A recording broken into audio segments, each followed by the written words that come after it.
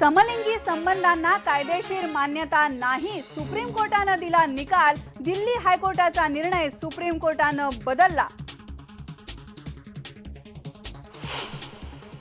अरे जोर से मांगो आजादी, अरे हम सब मांगे आजादी, अरे 377 से आजादी, अरे और जोर से आजादी।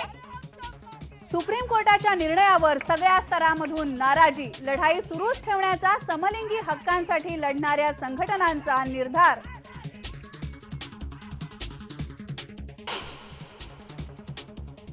गोपीनाथ मुंडेंना निवडणूक आयोगाचा दिलासा। निवडणुकीमध्ये 8 कोटींचा खर्च झाल्याचं केलं होतं वक्तव्य, पण यापुढे संभ्रम निर्माण करणारी वक्तव्य करू नयेत, केली सूचना। तुम्ही दिलगिरी व्यक्त करणार आहात का? दिलगिरी व्यक्त करतो। जादूटोणा विरोधी विधेयकावरून केलेलं वादग्रस्त वक्तव्य शिवसेना आमदार दिवाकर रावतेंनी घेतलं मागे। IBN लोकमतच्या आजचा सवाल या कार्यक्रमामध्ये रावतेंनी व्यक्त केली दिलगिरी। अभी सिर्फ आश्वासन पर हम बैठे तो नहीं होगा, अभी आर या पार। अण्णांच्या उपोषणाचा आज दुसरा दिवस। अण्णांना पाठिंबा देण्यासाठी आज रायगण सिद्धी बंद।